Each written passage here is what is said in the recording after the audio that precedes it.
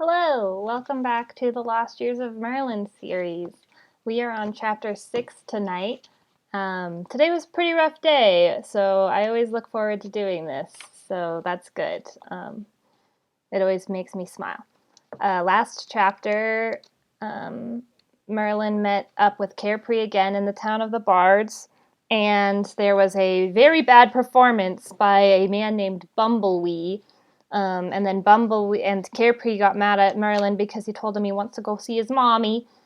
And then Bumblebee decided to come with him, and they needed to go to the shore of speaking shells or something similar to that to figure out a way to get through the mists so he could talk to his mom or get his mom back to Finkyra. Okay, so through the mists. Like the sour taste that stays in your mouth long after biting in a piece of rotten fruit, Bumblewee, his bells jangling, stayed by my side. Only with fruit you can wash your mouth and get rid of the taste. With Bumblewee, nothing I said or did would make him leave. Although I walked as briskly as I could, not even pausing to strum the harp, I could not escape his presence. He followed me out of Care Nathan's gates, as Carepree stood watching in silence. He followed me over the rises and dips of the plains, trekking until long after dark, camping with me beneath an old willow, and then continuing through the sweltering sun of the next day. He followed me all the way to the grand, pounding wanderway that I knew to be the river unceasing. All the while, he mumbled about the heat, the stones in his boots, and the arduous life of a jester. As we approached the river, he asked me several times whether I would like to hear his famous riddle about his bells, promising it would lift my spirits. Whenever I told him that I had no desire to hear his riddle, or, for that matter, his bells, he simply sulked out a bit and then asked me all over again. "Oh, but this is a royal ranting romp of a riddle," he protested. "A riddler's regular riddle, not that's backwards curses. I botched the delivery again. It's a regular riddle's riddle. Yeah, that's right. It's funny, it's wise." He paused, looking even more somber than usual. "It's the only riddle I know." I shook my head, striding toward the river unceasing. As we feared its steep, stony banks, thundering rapids boiled beneath us. The spray rose high into the air, lifting rainbow bridges that shimmered in the sunlight. The splashing and roaring grew so loud that, for the first time since the town of the Bards, I could not hear Bumblewee's bells, or his pleas to tell his riddle.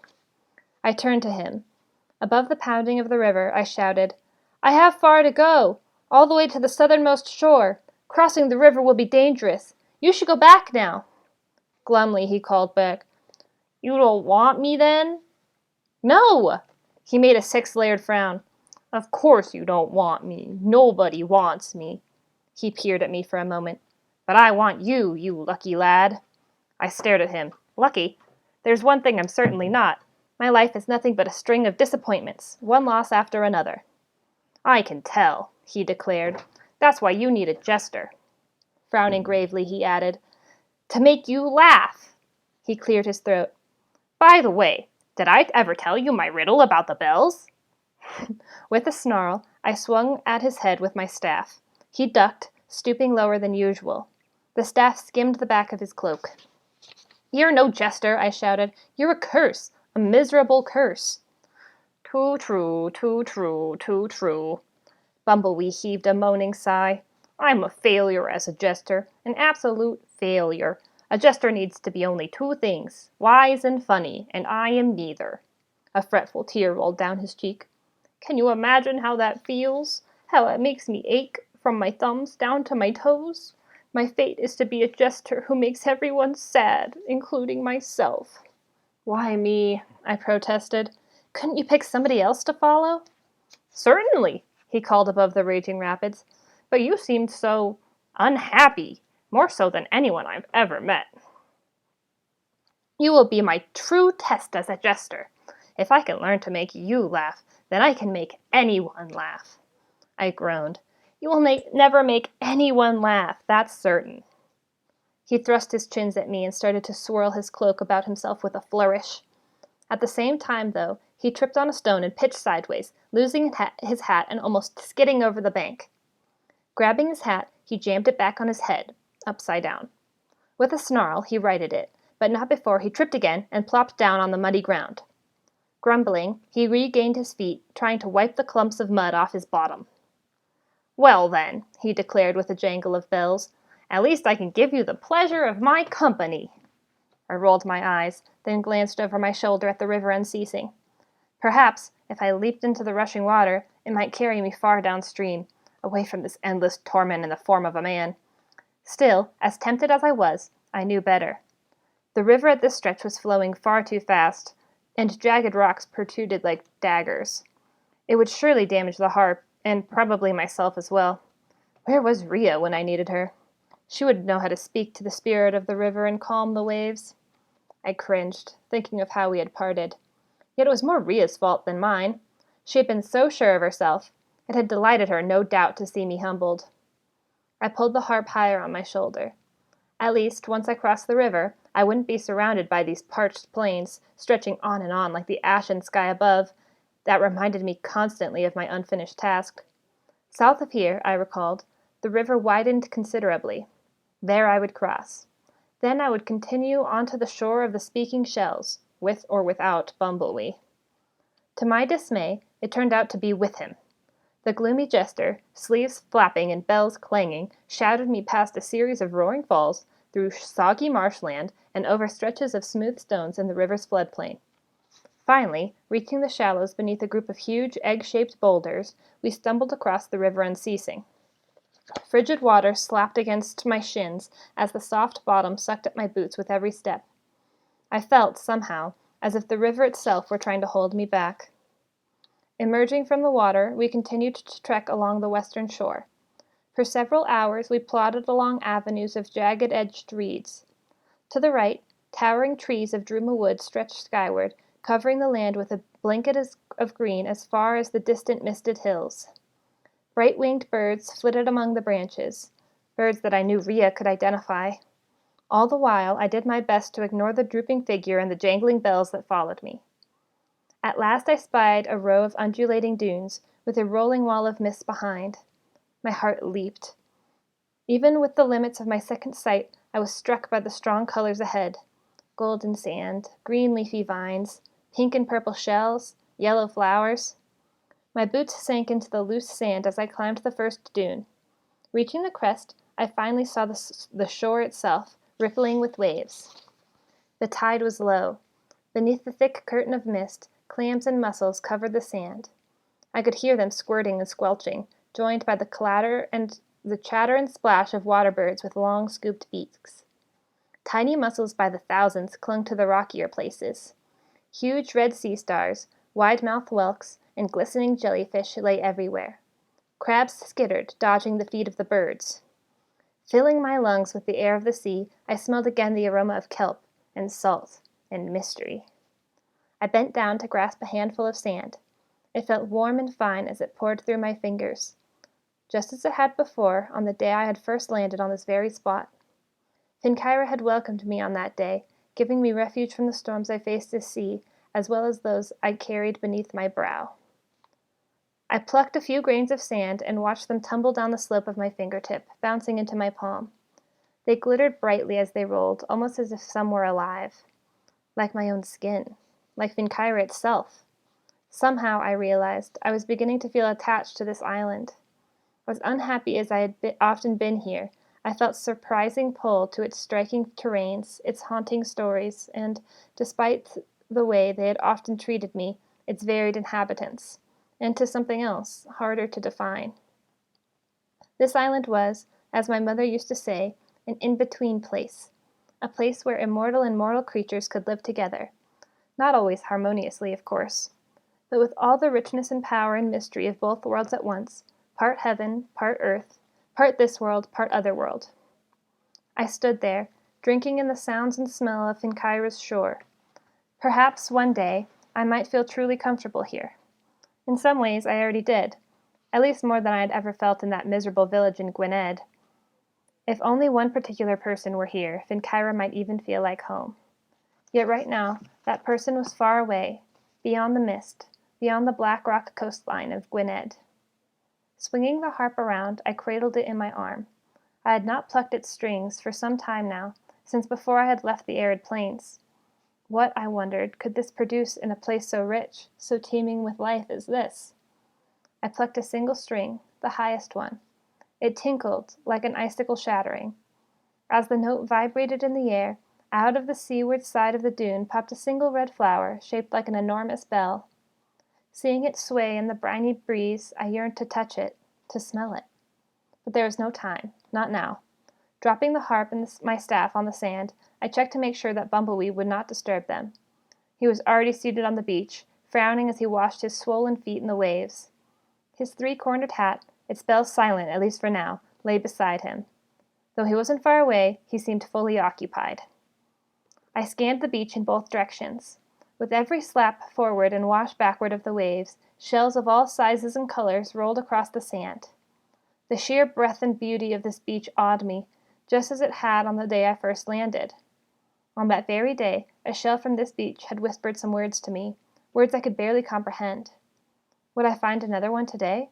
And would I understand what it said? Somewhere out there was the right shell. The trouble was, I had no idea what it might look like. All I knew were Capre's words.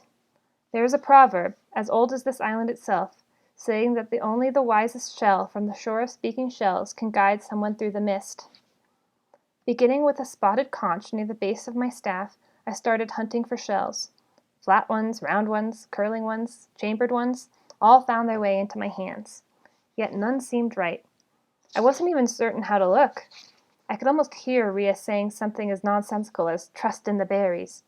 Ridiculous, of course. Yet I knew I had to trust in something. I only wish I knew what. My intellect, perhaps. Yes, that was it. Now, what would the wisest shell look like? It would be striking, impressive, an emperor of the shore, as large in size as it surely was in wisdom. Bumblebee cried out as a large wave splashed over him. As the wave withdrew, grinding against the sand, it revealed the edge of a spiral-shaped shell, bright pink, that was larger than any of the others around. It lay just behind him, although the fellow didn't seem to have noticed it. Could it be the one I was seeking? Just as I started to move closer, Bumblebee shook himself, grumbling about the cold water, then leaned backwards. As his elbow landed on the shell, I heard a loud crunch. He screeched and rolled to the side, clutching his wounded elbow. Shaking my head, I knew that my search had only just begun. Only the wisest shell. I followed the sandy shore, looking for any shells that might seem right. Despite the wide array of shapes, colors, and textures, none were imposing enough. The few that came close I placed against my ear, but I heard nothing except the endless sighing of the sea. In time I came to a rocky peninsula that jutted seaward, vanishing into the curling mist. As I stood there, wondering whether to search among the wet rocks, an orange crab ran across the toe of my boot. The crab paused, raising its little eyes as if it were examining me, then it skittered into the peninsula and disappeared. For some reason, I felt drawn to this little creature that, like me, wandered this shore alone. Without thinking, I followed it onto the peninsula. Mist enveloped me. I moved carefully across the rocks, trying not to slip. Although the crab seemed to have vanished, I soon spotted another spiral shell. It lay on a flat slab coated with green algae. Even larger than the one Bumblebee had destroyed, this shell was almost as big as my own head. It glowed with a deep blue luster, despite the unusual shadow that seemed to quiver on its surface. Certain that the shadow was only a trick of the rolling mist, I approached. With each step I took toward it, the shell seemed more lovely. Gleaming white lines framed its graceful curves. I felt strangely drawn to it, captivated by its radiant hues. Only the wisest shell. At that moment, a powerful wave surged out of the mist, crashing over the peninsula. Struck by the spray, I felt the sting of salt on my scarred cheeks. The wave receded, pulling the spiral shell off the rock. Before I could grab it, the shell splashed into the water and disappeared in a swirl of mist. Cursing, I turned back to the flat rock. Although the shell had vanished, the strange shadow still quivered on the algae. I almost reached down to take a closer look, then hesitated. I was not sure why.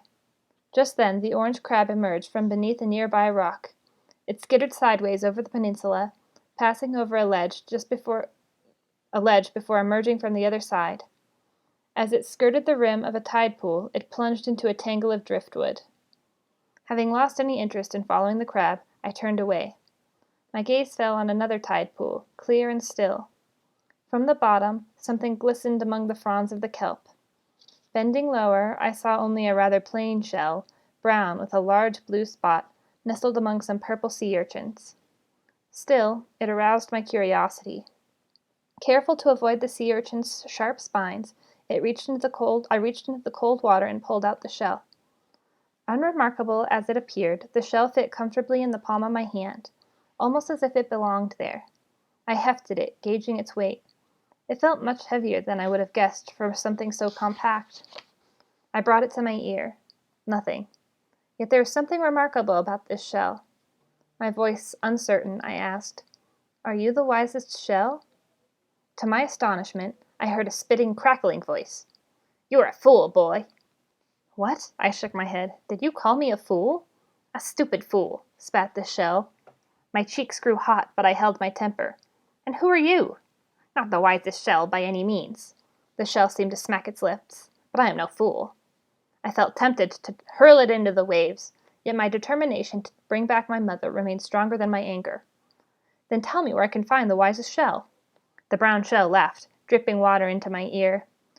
Try some place where wood and water meet, foolish boy. Puzzled, I turned the shell over in my hand. The nearest trees are on the other side of the dunes. There isn't any wood by the water. Are you sure? Absolutely sure. Spoken like a fool. Reluctantly, I scanned the peninsula. At length, I noticed the scraps of driftwood where the crab had disappeared. Rotting seaweed draped over the wood like tattered rags. I wagged my head in disbelief. You don't mean that sorry little pile over there? Spoken like a fool, repeated the shell. Not at all sure I was doing the right thing, I dropped the brown shell into the pool and stepped over to the driftwood. Peeling off the seaweed, I searched for any sign of a shell. Nothing. I was ready to quit when I noticed a tiny shape in the crack of the wood. It was a sand-colored shell, shaped like a little cone. It would have fit easily on my thumbnail. As I lifted the shell toward me, a black, worm-like creature pushed itself partially out of the opening at the base, then quickly shrunk back inside. Hesitant to bring such a thing too close to my ear, I held it some distance away. Although I could not be sure, I thought I heard a faint, watery whisper. Cautiously, I brought the object closer. The watery voice came again, like a wave crashing in the tiny shell's innermost chambers. You, Splash, have chosen well, Merlin. I caught my breath. Did you say my name? That I did, Splish, though you do not know mine. It is Splash Washambala, sage among the shells. Washambala, I repeated, cradling the moist little cone against my earlobe. Something about its voice made my hopes rise. Do you also know why I have come? That, Splash, I do. My heart pounded. Will you help then? Will you bring her back to Finkyra? The shell said nothing for several seconds. At last its small, gurgling voice spoke again. I should not help you, Merlin. The risks, Splish, are so great, greater than you know. But I should not, continued the shell. Yet I feel something in you, something I cannot resist. While you have so much more to learn, Splash, this may well be part of it. As Washambala paused, I listened to its watery breathing. I dared not say anything. We might succeed, Splash, or we might fail. I do not know, for even success may be a failure in disguise. Do you, Splash, wish to try? Yes, I declared. Then hold me tight, Splash, against your heart, and concentrate on the one you long for. Clasping the shell in both hands, I pressed it against my chest. I thought about my mother, her table of herbs, pungent and spicy, her blue eyes so full of feeling, her kindness, her quiet demeanor, her stories about Apollo, Athena, and the place called Olympus, her faith in her God and in me, her love, silent and strong. Mist curled around me, waves licked my boots, yet nothing more happened. Try harder, Splish, you must try harder. I felt Ellen's sadness, that she could not ever return to Finkyra, that she could not ever see her son grow into manhood, that he, in all those years in Gwynedd, had refused to call her mother. A simple word, a powerful bond. I winced, remembering how much pain I had caused her. Slowly, her presence grew stronger. I could feel her embrace. How safe I once felt in her arms. How, for brief moments at least, I could forget all the torments that haunted us. I could smell the shavings of cedar bark by her pillow. I could hear her voice calling me across the oceans of water, the oceans of longing. Then came the wind, a fierce, howling wind that threw me down on the rocks and soaked me with spray. For several minutes it raged, battering me ceaselessly. Suddenly I heard a resounding crack, as if something beyond the mist had broken. The billowing clouds before me began to shift, gathering themselves into strange shapes. First I saw a snake coiling to strike. Before it did, though, its body melted into the misty form of a flower. The flower slowly swelled, changing into a huge, unblinking eye. Then, in the middle of the eye, a dark shape appeared. Only a shadow at first, it grew swiftly more solid. Before long, it looked almost like a person groping in the mist, stumbling to shore. It was my mother. Ooh! So that was chapter 6, and we will read chapter 7 tomorrow. Have a good night.